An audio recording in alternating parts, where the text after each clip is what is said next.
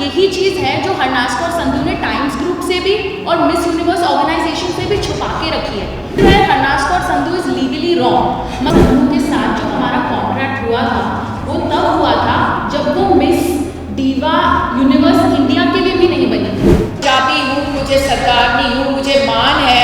मैं जब आपको अवार्ड मिलता है आप चक दे फट्टे बोलते हो तो आप एक पोस्टर तक शेयर नहीं करते हैं उसका, तो किस बात का मान है आपको? इसका मतलब है कि आपका डबल स्टैंडर्ड हुआ ना। जैसे मैंने आपको बताया कि मेरी फिल्म पहले 27 मई को रिलीज़ होने वाली थी, तो जब हम फिल्म रिलीज़ करते हैं तो बहुत सारा जैसे पैसा उसके ऊपर इन्वेस्ट होता है, जैसे कि पोस्टर्स छपते हैं, पब्लिसिटी होती है, एक्टर्स उसको प्रमोट करते हैं। उस टाइम को हम लोग वो डेट्स लेते हैं हर एक्टर से कि ये प्रमोशन की डेट्स हैं, और सब लोगों ने वो शेयर किया। आप चाहे अपने इंस्टा वगैरह पे सब चेक कर सकते हो उनके इंस्टा पे। तो उसके बाद जब हरनाज ने उस टाइम क्या हुआ कि सब लोग, मेरा डिस्ट्रीब्यूटर भी दूसरे थे, और उन्होंने कहा हम फिल्म आपकी रिलीज़ कर देंगे, और बहुत सारी चीज़ें एज प्रोड्यूसर मिलती हैं जब एक इंसान इतनी बड़ी पोजीशन पे हो जाता है कि हम आपका ये स्पॉन्सर कर देंगे, हम आपका प्रेस कॉन्फ्रेंस करा देंगे,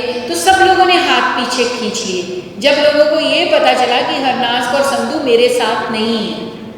तो मेरा एक तो पहले ही मैंने इतनी बड़ी फिल्म बनाई थी और मेरे ऊपर इतने सारी, मतलब आप सोच सकते हैं अगर उपासना सिंह अपने बेटे को लॉन्च कर रही है तो वो कोई छोटी चीज़ नहीं बनाएगी। मैंने अपनी लाइफ की सारी अर्निंग तकरीबन इसके अंदर लगाई है।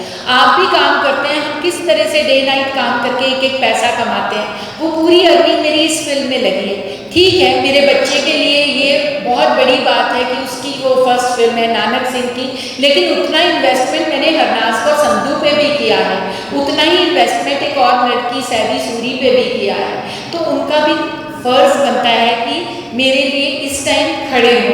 तो मैं आपको बता रही हूँ कि उससे क्या हुआ कि मेरे डिस्ट्रीब्यूटर चेंज हो गए, बहुत से लोग पीछे हट गए, तो अब मैं बहुत सा लोन लेके एक फिल्म को ऑल ओवर वर्ल्ड रिलीज करना, फिर प्रमोशन करना, आज डिजिटली हो, टीवी पे हो, रेडियो पे हो, आप जानते हैं कितना ज़्यादा पैसा इन्वेस्ट होता है। तो मैं बहुत सारा लोन लेके ये फिल्म रिलीज कर रही हूँ। अभी हमने जब भी अपीयर किया कोर्ट में तो उन्होंने समन्स इशू कर दिए हैं हरनाज और संधू को।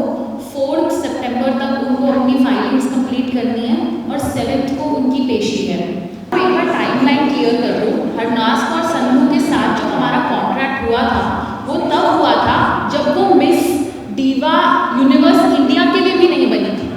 मतलब मिस यूनिवर्स तो वो बाद में बनी, उसके पहले उसने इंडिया वाला राउंड जीता था।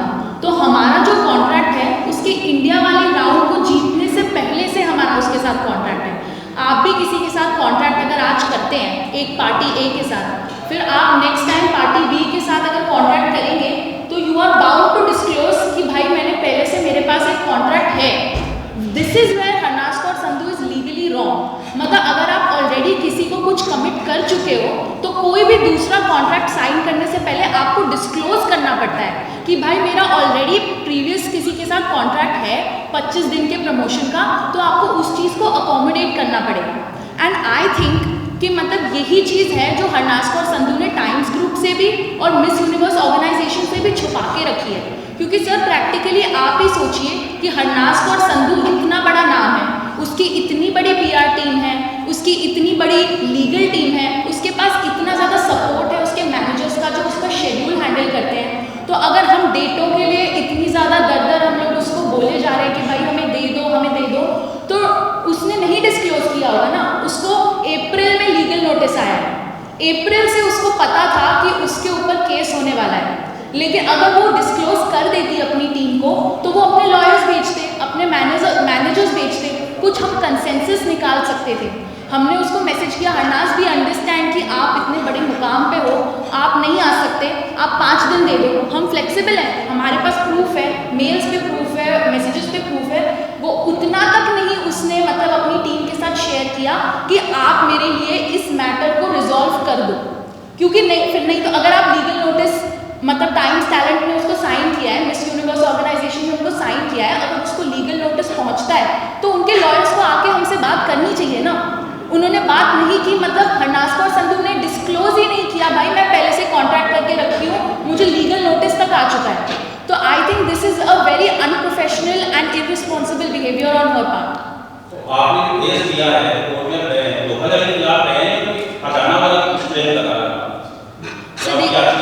सर देखिए, हमारे कॉन्ट्रैक्ट में ये लिखा है कि मतलब अगर आप कॉन्ट्रैक्ट की टर्म्स ब्रीच करते हैं और अगर उससे हमें मॉनेटरी लॉस होता है तो हम डेफिनेटली सर उसके लिए भी हम मूव करेंगे कोर्ट को, और हमारा कॉन्ट्रैक्ट के टर्म्स ब्रीच किए गए हैं वो हमारा मेजर मुद्दा है कोर्ट। ये जो होता है, ये जो कॉन्ट्रैक्ट होता है एक्टर्स के साथ, सब एक्टर्स के साथ कॉन्ट्रैक्ट होता है। कोई भी फिल्म सीरियल या कुछ भी करते हैं तो हर एक्टर के साथ ये कॉन्ट्रैक्ट होता है कि आप जो टर्म्स एंड कंडीशंस लिखी गई हैं उस कॉन्ट्रैक्ट में वो आपको फॉलो करनी पड़ेगी। उसके लिए हमारा एक पैसा तय होता है कि हम उसके लिए आपको इतना पैसा दे रहे हैं, इतना शूटिंग के लिए भी और ये जो आप प्रमोट करेंगे फिल्म उसके लिए भी, ठीक है।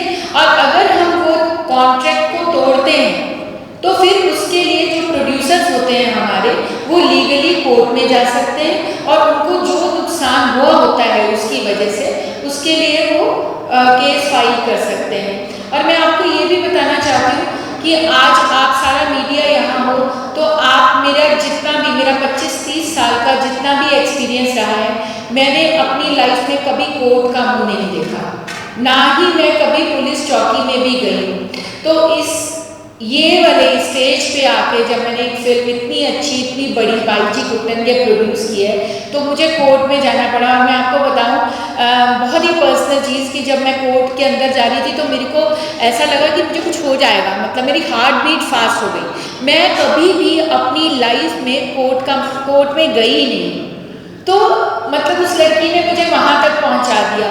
और मैं इतनी जल्दी ऐसा नहीं मैंने किया कि मैं इमीडिएटली मैंने उस पर केस किया। जैसा कि पर्ल ने आपको बताया, 5 महीने से हम लोग उसको रिक्वेस्ट दे रहे हैं, 5 महीने से मैं उसको कॉल्स कर रही हूँ, मैसेजेस सब कुछ है मेरे पास, लेकिन एक भी जवाब नहीं। फिर हमने नोटिस भेजा, उसका भी नहीं। देखिए, अगर वो मुझे जवाब भी दे देती ना कि उपासना जी मैं नहीं आ सकती, मेरी ये प्रॉब्लम है, तो शायद मैं मान जाती। ये भी एक इज्जत होती है किसी एक्टर की, और मेरी स्टेज पे आने के बाद वो भी ना बोलना भी एक इज्जत होती है। लेकिन आप एक इंसान को टोटली इग्नोर कर दो, मतलब आप उसको इतना भी काबिल नहीं समझ रहे हो कि आप उसकी ना के भी काबिल हो। जिस औरत ने आपको इस स्टेज तक पहुंचाया, मेरे घर में वो रहती थी, मैंने उनको एक्टिंग की ABCD सिखाई है, वो मुझे बोलती थी कि मैं उसकी गॉड मदर हूँ, और मेरे घर में वो मेरे साथ मैंने मतलब, और 2 फिल्में, एक नई स्ट्रगलर लड़की को 2 फिल्म इतनी बड़ी मिलना बहुत बड़ी बात होती है। तो उसके साथ ये वाला क्या आपको सही लगता है, मुझे बताइए। क्या कहेंगे कि किस्मत है कि बदकिस्मत है आपको, मतलब उनके साथ हुआ होते एकदम बड़ी बात, लेकिन आपके साथ ऐसे आप अपने आप को जैसे खड़ा महसूस कर रहे हैं, इसके आप क्या कहेंगे? मैं क्या कहूँगी, मैं जब को हरनाज और संधू मिस यूनिवर्स बनी, हम लोग सब बहुत खुश थे, मुझे लगा मेरा बच्चा जीता है। हमारे घर में पार्टी हो रही थी, मेरा बेटा नानक सिंह अपनी जिम में, अपने जहाँ फाइट सीखता है, सब जगह पार्टीज कर रहा था। और उसके बाद फिर मुझे मतलब कोई चांस ही नहीं, मतलब मैं क्या बोलूँ अभी इसके बारे में। आज आपको भी पता चल ही रहा होगा कि मैं कैसा महसूस कर रही हूँ। मैं इमोशनली भी बहुत हर्ट हुई हूँ इसमें। चलो मैं बोलती हूँ इमोशनली मुझे छोड़ दीजिए, कोई प्रॉब्लम नहीं, लेकिन जो आपका कॉन्ट्रैक्ट है, जो आपका प्रोफेशन है, उसको तो आपको फुलफिल करना चाहिए मेरे ख्याल से।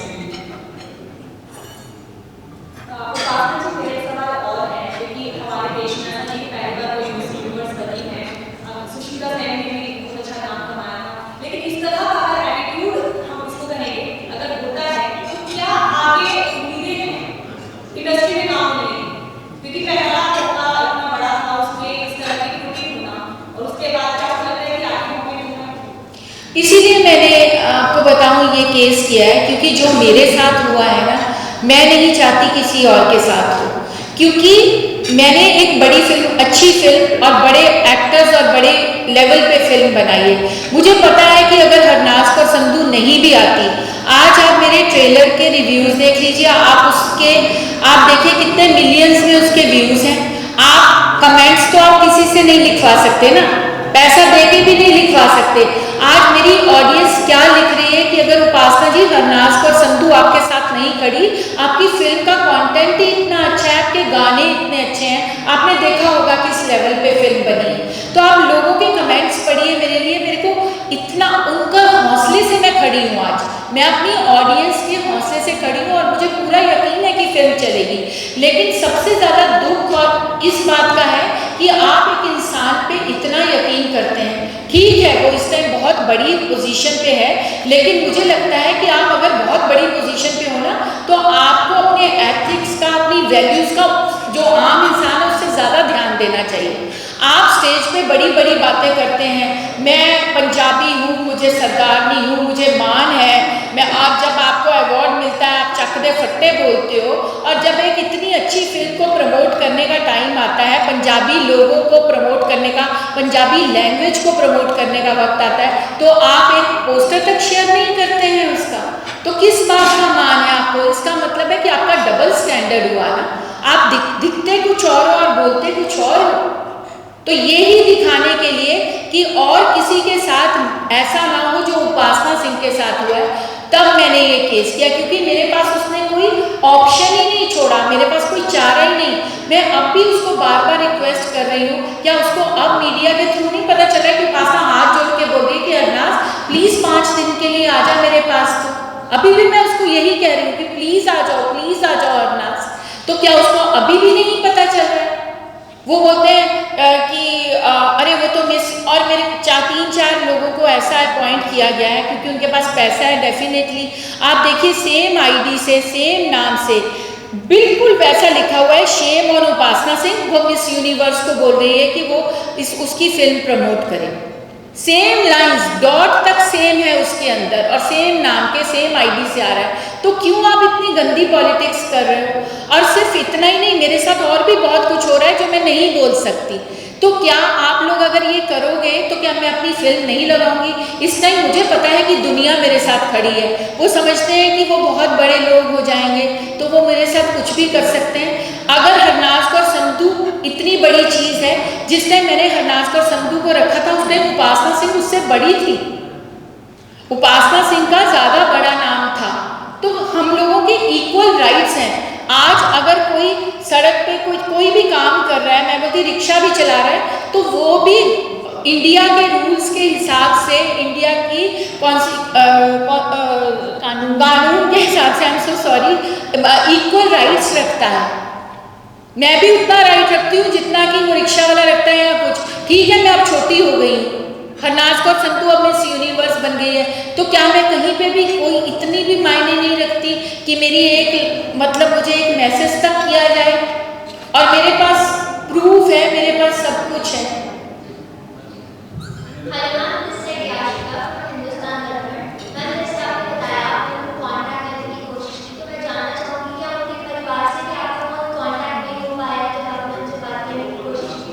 मैम, मैं आपको पूरी टाइमलाइन बता दूँ कि हमने कैसे हरनाज कौर संधू को कांटेक्ट करने की कोशिश की।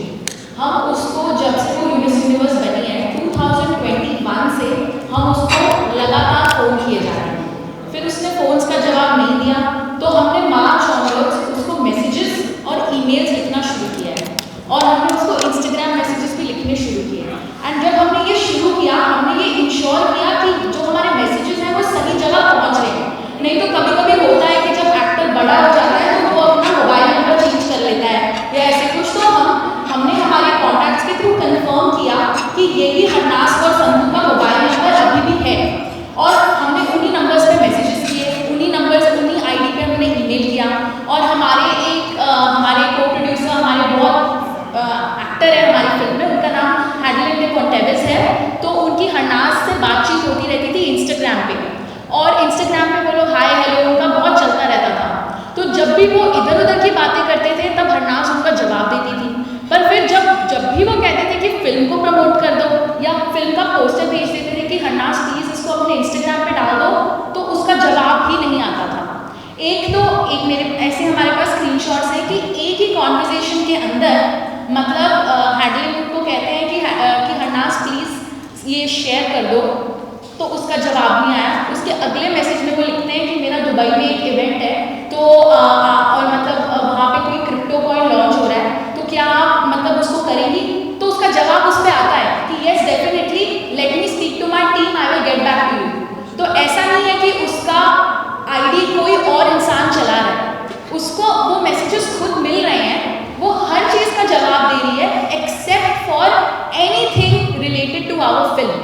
तो ये हुआ, मतलब हमने कंफर्म किया है कि जो messages, calls, emails, Instagram messages सब उसी को डायरेक्टली मिले।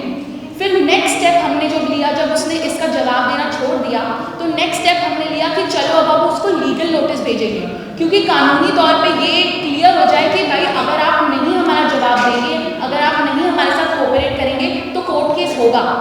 तो हमने ये भी इंश्योर किया, आपने कहा ना आपकी पेरेंट्स से बातचीत हुई या नहीं, हम हरनाज के घर जा चुके हैं, हमें पता है वो कहाँ रहती है। हमने इंश्योर किया कि जब उसके मदर, फादर, उसके भाई, जब वो लोग इंडिया में, मतलब जहाँ वो रहते हैं, वो वहाँ पे हो, हम तभी लीगल नोटिस शेयर करें, ताकि वो ये ना बोले वो आउट ऑफ इंडिया थे या फिर वो रिश्तेदारों के घर गए थे या कहीं पे। हमें पता है कि उन्हें लीगल नोटिस मिला है। अब हरनाज कौर संधू उपासना जी को कॉल करे ना करे, अपनी माँ को तो कॉल करती ही है ना, and they are very well respected, well educated people, तो उन्हें पता है कि लीगल नोटिस का मतलब क्या होता है। तो जब उनको लीगल नोटिस मिला तो क्या आपको नहीं लगता कि हरनाज की मदर ने हरनाज को बताया कि बेटा तुम्हें आया हुआ है लीगल नोटिस? उसके बावजूद उसने ये चीज़ टाइम्स ग्रुप को या मिस यूनिवर्स ऑर्गेनाइजेशन को बताना ज़रूरी नहीं समझा कि मतलब मेरे को लीगल नोटिस आ चुका है, आप प्लीज़ मेरा इशू रिजॉल्व कराने की कोशिश कीजिए, हम कुछ सेटलमेंट कर लेते हैं। मतलब उसकी तरफ से कोई इंटेंशन ही नहीं था इस चीज़ को रिजॉल्व करने का अपनी तरफ से, जबकि उसको मैसेजेस क्लियरली मिल रहे थे, उसको सारी इन्फॉर्मेशन मिल रही थी, उसको लीगल नोटिस का भी पता था, लेकिन उसने जिसके साथ भी हमारे बाद कॉन्ट्रैक्ट किया, मिस यूनिवर्स ऑर्गेनाइजेशन और टाइम्स के साथ, उसने भनक तक नहीं लगने दी कि ये मेरे साथ हो रहा है। तो मतलब आप ही बताइए, क्या ये हमारे साथ चीटिंग नहीं हुई है? Isn't this a blatant disrespect of our contract? तो और आप and to add to it, हमारे एक और एक्टर हैं हमारी फिल्म के जिन्होंने, मेरा सवाल आपसे है, मैं Nikita Mishra ANN news network की तरफ से, कि आपने पहले बताया कि हरनाज संधू के स्ट्रगल स्टेज पर आप उनका बहुत साथ दिया, लेकिन अब उनका व्यवहार ऐसा है कि वो आपको रिप्लाई तक नहीं दे रहे। तो ऐसा कोई अब दूसरा व्यक्ति जो दूसरे को स्ट्रगल में देख उसका साथ दे सकता है दोबारा आपकी तरफ? देखिए, मैंने जैसा बताया, आप लोग मुझे जानते हैं, मैंने 0 से शुरू किया था और बहुत छोटी होशियारपुर से मैंने स्टार्ट किया और बड़ी स्ट्रगल से यहाँ तक पहुँची। मेरी हमेशा से ही ये इच्छा रही है कि मैं नए नए बच्चों को, क्योंकि मुझे पता है कि कितना मुश्किल होता है लड़कियों को और नए नए लड़कों को एक स्टेज तक पहुँचने के लिए, तो मैं हमेशा से ये चाहती थी कि मैं जो भी चीज़ बनाऊँगी, मैं कोई फिल्में बनाऊँगी, मैं सीरियल्स बनाऊँगी, तो मैं नए टैलेंटेड बच्चों को ज़रूर चांस दूँगी, ताकि जिस तकलीफ और जितनी टेंशन से मैं यहाँ तक पहुँची वो लोग ना पहुँचे। और ठीक है, हर इंसान एक जैसा नहीं होता, आपने बिल्कुल सही कहा कि कोई इससे क्या सीख लेगा, तो कि कोई क्या नए लोगों को चांस देगा, लेकिन मैं आपको 100% गारंटी देती हूँ कि मैं दूँगी, क्योंकि हर इंसान हरनाज कौर संधू नहीं होता है। Thank you. आप कौन सा पॉइंट लीजिए? एक सवाल है, आपकी कॉन्ट्रोवर्सी बहुत बढ़ गई, तो क्या अगर आज हरनाज अगर आपको सॉरी बोलती है या आज भी इनिशिएट लेती है, तो क्या आप उनको माफ करने के लिए तैयार? एक माँ हमेशा अपने बच्चे को माफ करती है, मैं गले लगाऊंगी उसको। और आपको मैं बता दूं,